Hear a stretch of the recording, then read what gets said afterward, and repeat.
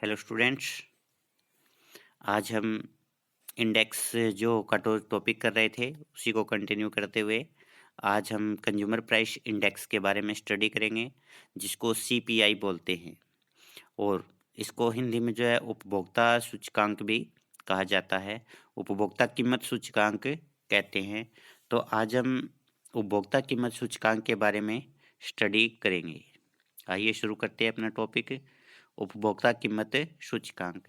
देखिए, इससे पहले हमने सामान्य कीमत सूचकांक किया था। तो सामान्य कीमत सूचकांक जो होता है, इसमें एक देश के अंदर जो सभी महत्वपूर्ण वस्तुएं होती है, उन सभी वस्तुओं को शामिल करते हुए हम सूचकांक तैयार करते हैं। तो जब हम सामान्य कीमत सूचकांक लेते हैं, तो इसमें कीमत में परिवर्तन होने पर एक वर्ग विशेष पर क्या प्रभाव पड़ेगा, इसके बारे में पता नहीं चलता। जैसे मान लीजिए कि भी एक व्यक्ति जो है गेहूँ का प्रयोग करता है खाने के लिए।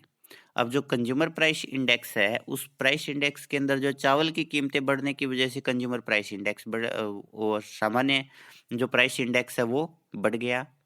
अब चावल की कीमत बढ़ने पर जो व्यक्ति चावल का प्रयोग नहीं करता, उसके ऊपर तो उस बढ़े हुए इंडेक्स का कोई प्रभाव नहीं पड़ेगा, क्योंकि जो व्यक्ति गेहूँ प्रयोग कर रहा है, उसके उसके लिए जो इस बात का कोई प्रभाव नहीं पड़ेगा कि भई चावल की कीमत बढ़ने की वजह से कीमतें बढ़ी हैं। तो इस प्रकार से ये जो उपभोक्ता सूचकांक होता है, सामान्य उपभोक्ता कीमत सूचकांक होता है, इसके अंदर जो सामान्य कीमत सूचकांक है, सॉरी, उसके अंदर सभी वस्तुओं की कीमतों में परिवर्तन को मापा जाता है। तो इसके कारण किन्हीं विशेष वस्तुओं का प्रयोग करने वाले वर्ग पर उसका क्या प्रभाव पड़ेगा, इसके बारे में हमें सही पता नहीं चलता। तो इसके लिए इसका कारण ये है कि जो अलग-अलग वर्गों के लोग होते हैं, वो अलग-अलग वस्तुओं का प्रयोग करते हैं। अब कंज़्यूमर पर जो सामान्य कीमत सूचकांक है, उसमें अमीर वर्ग के वस्तु प्रयोग की वस्तुएँ भी शामिल होती है, गरीबों के प्रयोग की वस्तुएँ भी शामिल होती है। एग्रीकल्चर के जो श्रमिक है, वो किन वस्तुओं का प्रयोग करते हैं, वो भी शामिल होती है। जो उप उद्योगों के श्रमिक हैं, वो किन वस्तुओं का प्रयोग करते हैं, वो भी शामिल होती है। मज़दूर वर्ग किन वस्तुओं का प्रयोग करता है, वो भी शामिल होती है। यानी सभी वर्गों की वस्तुएँ जो होती है, उसमें शामिल होती है। लेकिन अगर हम ध्यान से देखें, तो किसी वर्ग विशेष के लोग एक विशेष प्रकार का उपभोग पैटर्न रखते हैं। यानी एक विशेष वर्ग के लोग लगभग एक जैसी वस्तुओं का प्रयोग करते हैं। तो अगर हम उस वर्ग के द्वारा प्रयोग की जाने वाली वस्तुओं को ही एक इंडेक्स में शामिल करते हैं, तो उसके आधार पर हम उस वर्ग विशेष पर कीमत परिवर्तन के पड़ने वाले प्रभावों के बारे में पता लगा सकते हैं। तो इसके लिए हमारे पास में जो टेक्निक है, वो टेक्निक है कंज्यूमर प्राइस इंडेक्स। तो इसलिए उपभोक्ता कीमत सूचकांक की सहायता से किसी वर्ग विशेष के लिए कीमत सूचकांक तैयार किए जाते हैं। अब इसका अर्थ हम जानते हैं। यह सूचकांक वर्ग विशेष के जीवन स्तर पर कीमत परिवर्तन का प्रभाव जानने के लिए तैयार किया जाता है।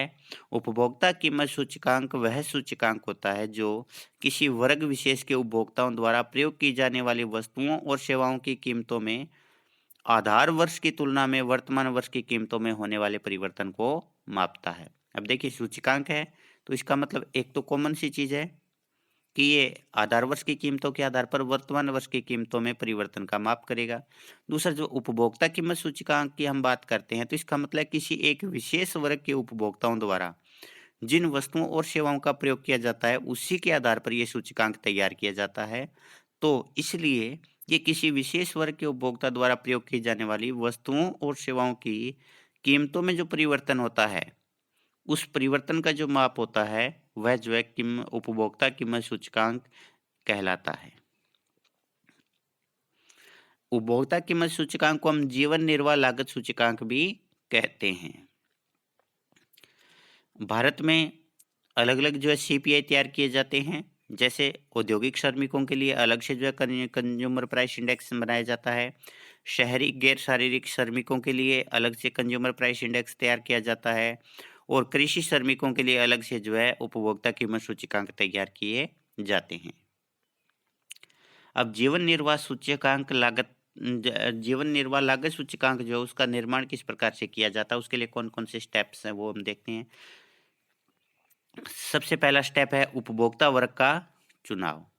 देखिए, जब हम कंज्यूमर प्राइस इंडेक्स तैयार करते हैं, तो सबसे पहले हमें उस वर्ग का चुनाव करना पड़ेगा जिस वर्ग के लिए हम कंज्यूमर प्राइस इंडेक्स तैयार कर रहे हैं। जैसे ये एक अध्यापकों का वर्ग हो सकता है। अगर हम अध्यापक वर्ग के लिए के सूचकांक तैयार करेंगे तो इसमें हम केवल अध्यापकों को ही शामिल करेंगे।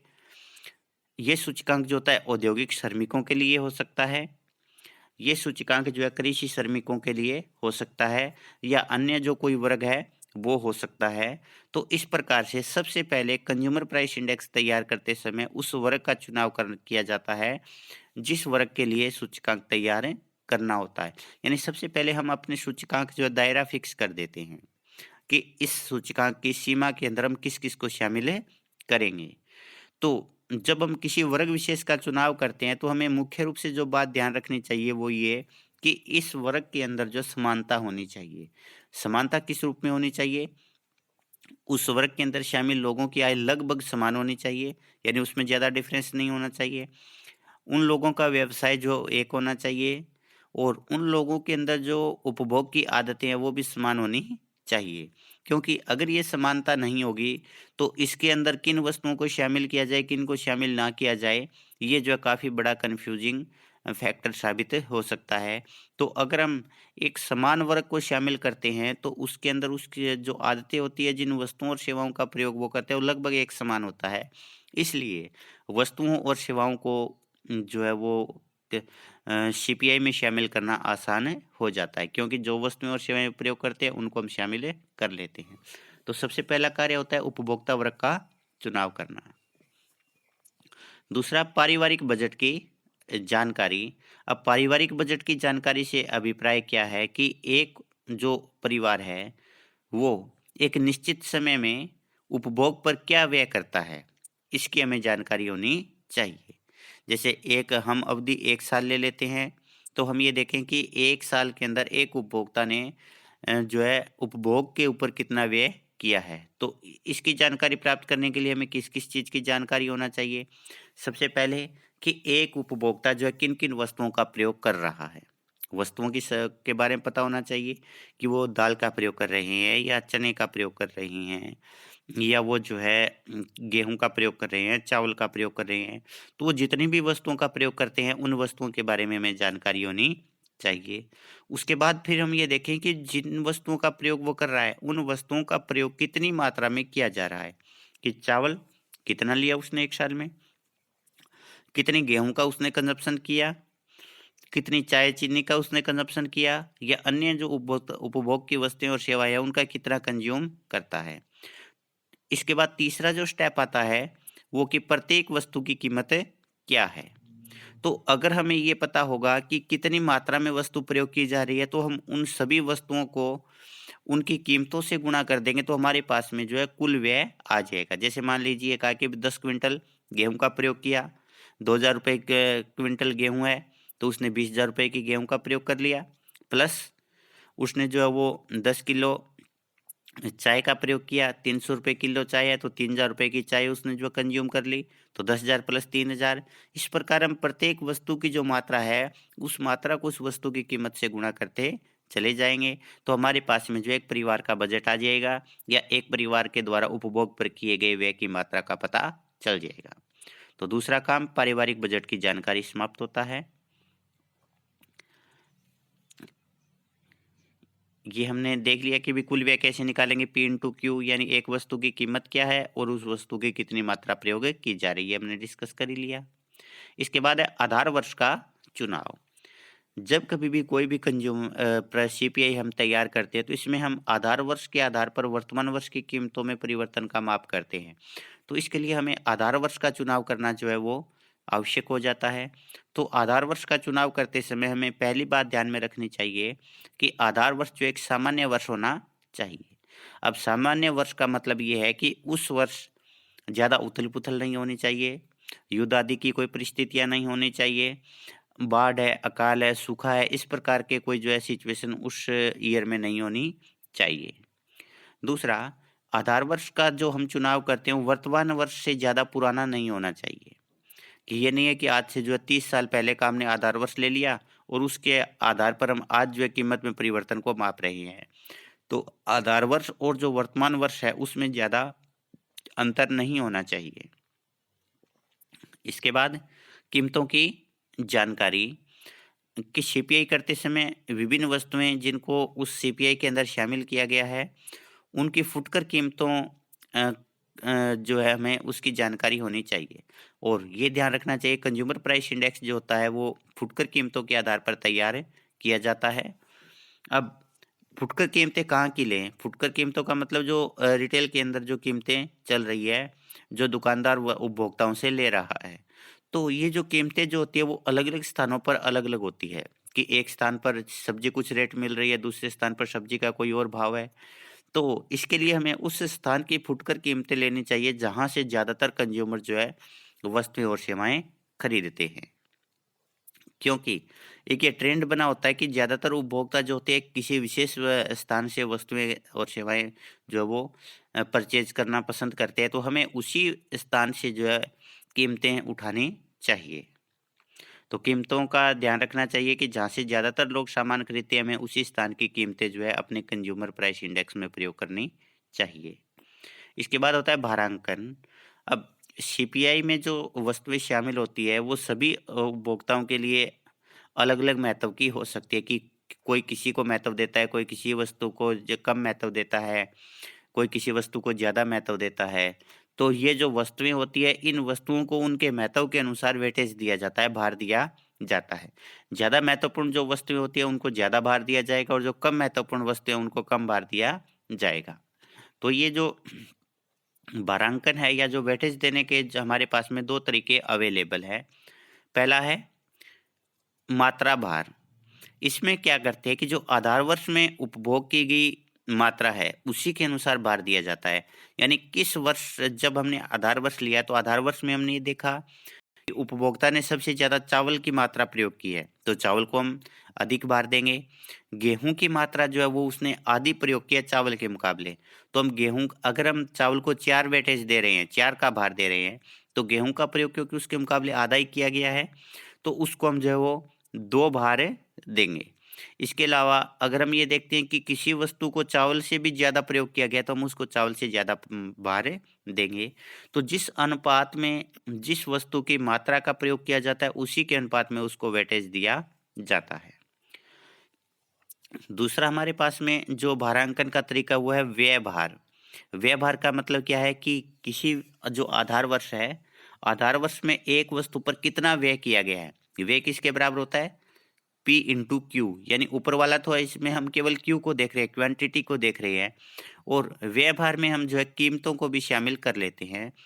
तो कीमत और मात्रा का जो गुणनफल है, यानी जो कुल व्यय है, जिस वस्तु पर कुल व्यय ज़्यादा किया जाता है, उस वस्तु को ज़्यादा भार दिया जाएगा।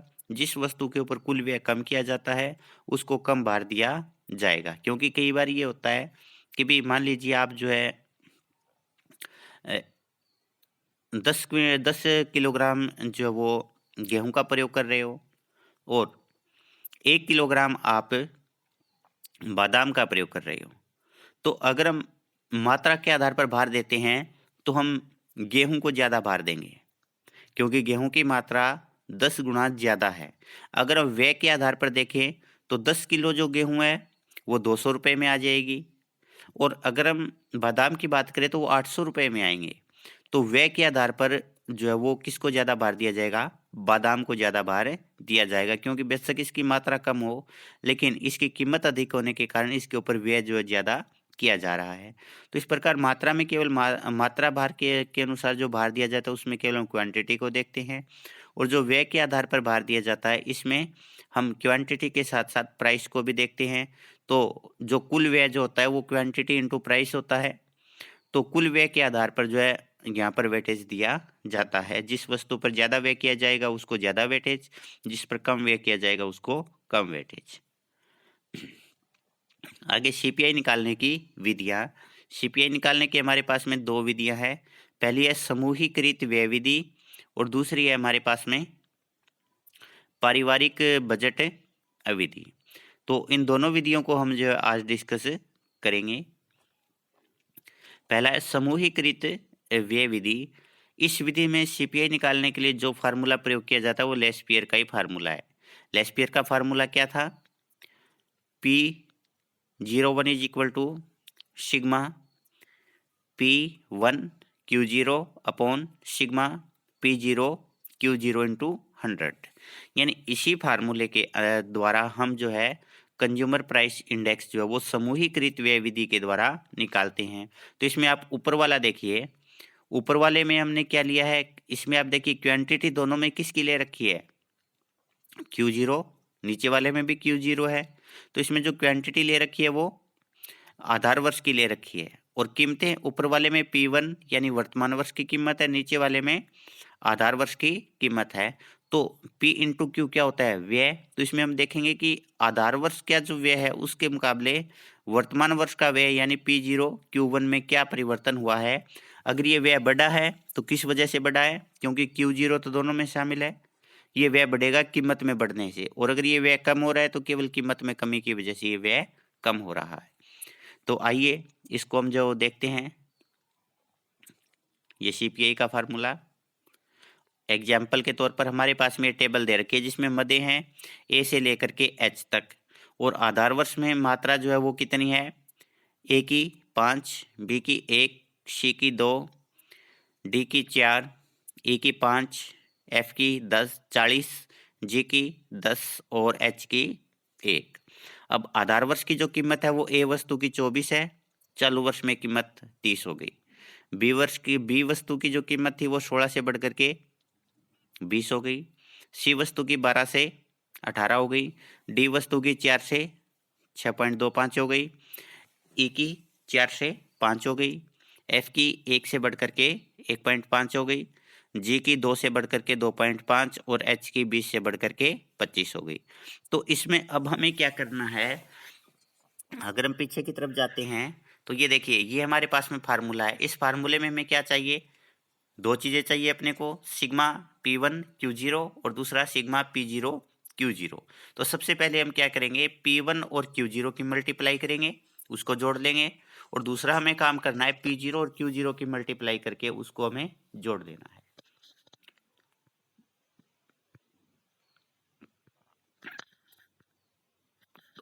ये देखिए, अब हमारे पास में ये जो फार्मूला है, इसमें ये हमारे पास में क्या है, ये आधार वर्ष की कीमत है, ये हमारे पास में आधार वर्ष की, ये हमारे पास में आधार वर्ष की मात्रा, ये हमारे पास में आधार वर्ष की कीमत है, और ये हमारे पास में वर्तमान वर्ष की कीमत है। सबसे पहले हमें क्या चाहिए फार्मूले में, सिग्मा P1 Q0।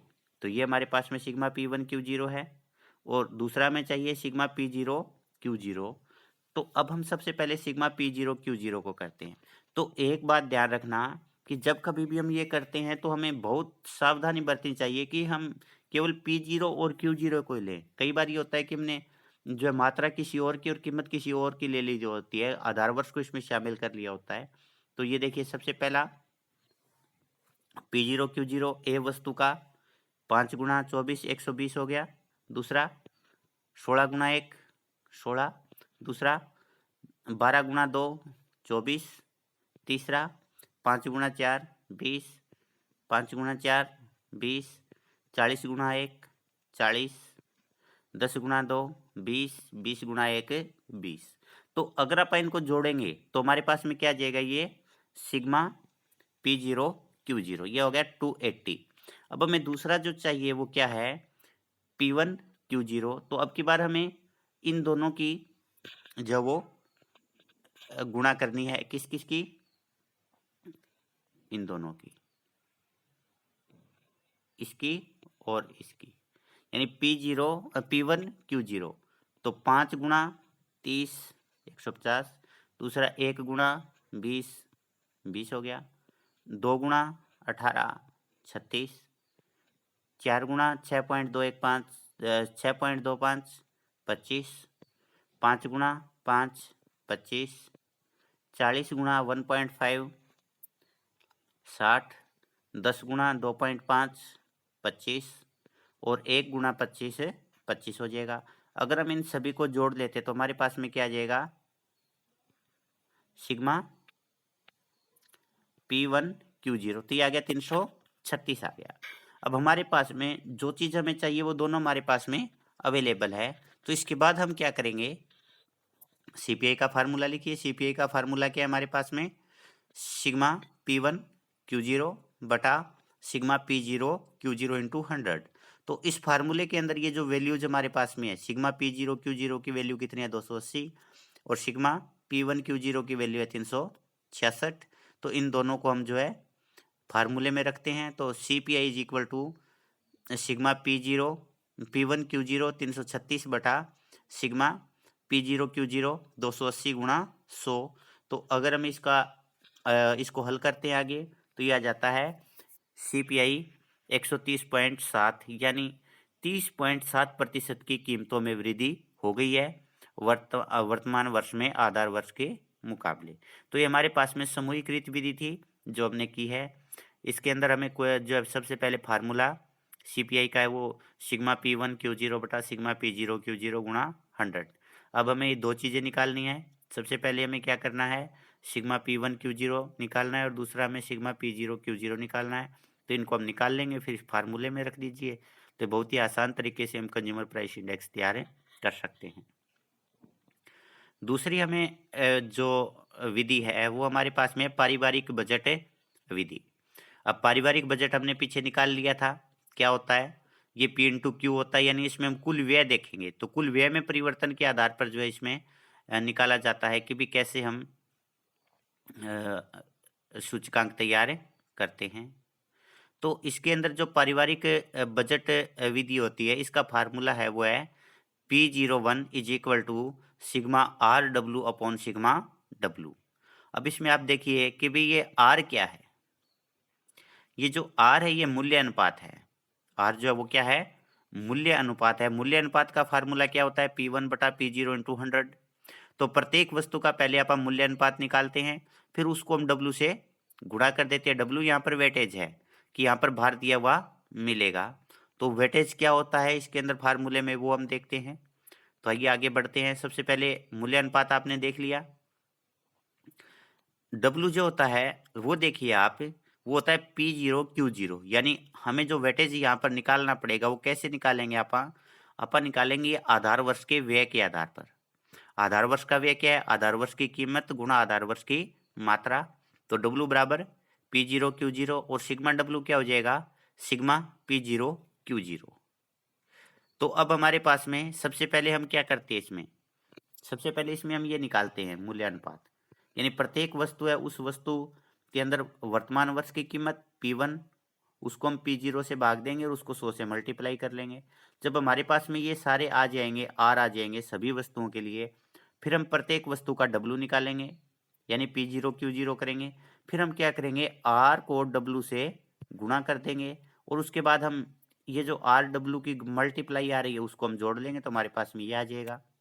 और जो हमारे पास में ये है इसको अगर आप जोड़ लेंगे तो हमारे पास में सिग्मा W आ जाएगा। तो आगे ये हमारे पास में एग्जाम्पल है जो हमने पीछे लिया था, वही एग्जाम्पल है। इसी के आधार पर आप निकालते हैं। तो सबसे पहले हमें क्या चाहिए? ये चाहिए, यानी अगर आप ध्यान से देखो तो हमें फार्मूला जो है वो चाहिए सिग्मा RW बटा सिग्मा W। तो R चाहिए हमें पहले, उसके बाद हमें W चाहिए, उसके बाद हम इन दोनों की मल्टीप्लाई करेंगे।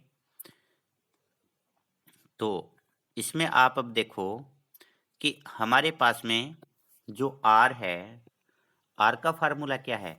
P1 बटा P0 गुणा 100। तो यहाँ पर P1 क्या है? 30 बटा P0 क्या है? 24। तो 30 बटा 24 गुणा 100 बराबर करेंगे तो 125 आ जाएगा। आप इसको हल कर लीजिए। दूसरा P1 कितना है? 20 बटा 16 गुणा 100 बराबर 125।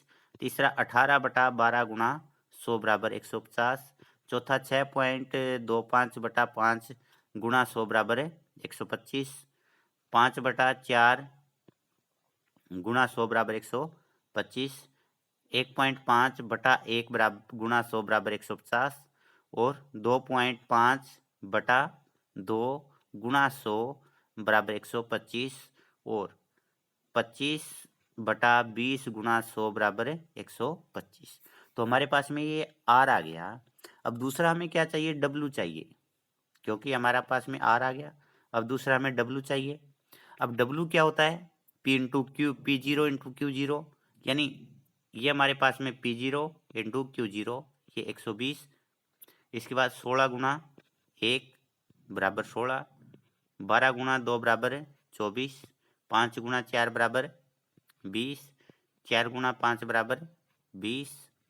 इसके बाद 1 गुना 40 बराबर 40, 2 गुना 10 बराबर 20 और 20 गुना 1 बराबर 20। तो ये आ गया हमारे पास में। अब हमें एक सिग्मा डब्ल्यू भी चाहिए, तो हम यहाँ पर इसको ऐड कर लेते हैं। तो हमारे पास में सिग्मा डब्ल्यू आ जाता है 280। इसके बाद हमें क्या चाहिए, आर डब्ल्यू चाहिए।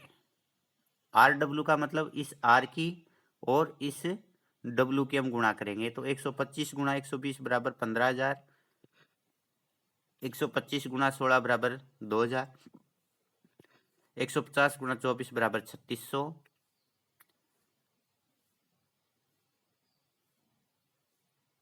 और इसके बाद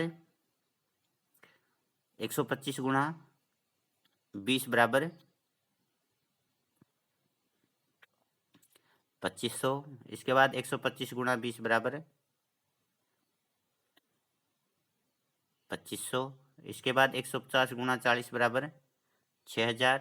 इसके बाद 125 गुणा 20 बराबर 2500, 125 गुणा 20 बराबर 2500।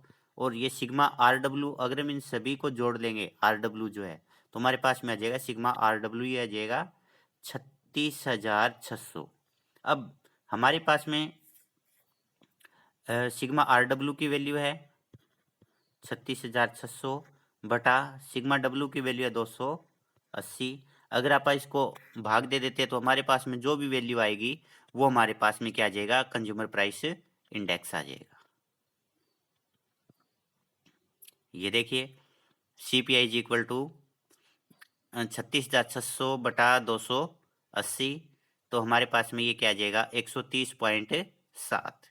तो इस प्रकार दोनों ही विधियों से हम निकाल सकते हैं कंज्यूमर प्राइस इंडेक्स। इसके साथ अपना ये टॉपिक जो वो समाप्त होता है। और आप जो है अवश्य एक्सरसाइज करके देखिएगा, कोई ना कोई जो सम आप लेकर के उसको करोगे तो जो है ये आपको अच्छे तरीके से समझ में आ जाएगा। धन्यवाद।